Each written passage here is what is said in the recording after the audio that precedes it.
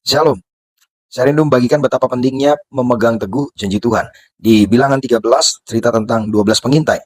Langsung saja di ayat yang ke-25, sesudah lewat 40 hari, pulanglah mereka dari pengintaian negeri itu. Dan langsung kepada Musa dan Harun dan segenap umat Israel di Kadesi. Langsung di ayat yang ke-27, mereka menceritakan kepadanya, kami sudah masuk ke negeri kemana kau suruh. Dan memang negeri itu berlimpah-limpah susu dan madunya, dan inilah hasilnya. Jadi mereka mengakui memang negeri yang dijanjikan Tuhan itu berlimpah susu dan madunya, artinya sangat subur. Tapi setelah itu mereka berkata gini, hanya bangsa yang diam di negeri itu kuat-kuat dan kota-kotanya berkubu dan sangat besar, juga keturunan enak telah kami lihat di sana. Orang Amalek diam di tengah Negeb, orang Het, orang Yebus dan orang Amori diam di pegunungan, orang Kanaan diam di sepanjang laut dan sepanjang tepi sungai Yordan. Kemudian Kaleb mencoba menenteramkan hati bangsa itu di hadapan Musa, katanya, tidak, kita akan maju dan menduduki negeri itu sebab kita pasti akan mengalahkannya.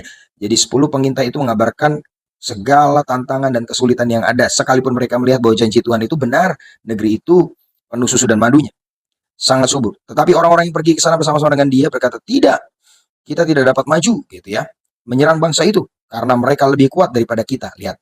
Selanjutnya juga mereka menyampaikan kepada orang Israel kabar busuk tentang negeri yang diintai mereka, dengan berkata, negeri yang telah kami lalui untuk diintai adalah suatu negeri yang memakan penduduknya, dan semua orang yang kami lihat di sana adalah orang-orang yang tinggi-tinggi perawakannya. Juga kami lihat di sana orang raksasa, orang enak, yang berasal dari orang-orang raksasa, dan kami lihat diri kami seperti belalang, dan demikian juga mereka terhadap kami. Jadi dari 12 pengintai ada 10 pengintai, ya, yang tidak memegang teguh janji Tuhan.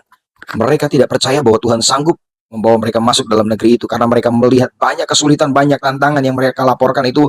Oh, bangsa yang besar-besar di sana, suku yang besar-besar, bangsa ini itu, kesulitan yang mereka lihat. Padahal sebelumnya mereka juga sudah melihat banyak mujizat Tuhan terjadi, mulai dari Mesir sampai di padang gurun. Tapi ketika mereka diutus untuk mengintai, mereka lebih melihat kesulitan, mereka melihat tantangan daripada janji Tuhan dan juga perbuatan Tuhan yang sudah mereka alami. Tetapi Kaleb dan Yosua berbeda. Mereka tetap memegang janji Tuhan sekalipun melihat tantangan yang besar.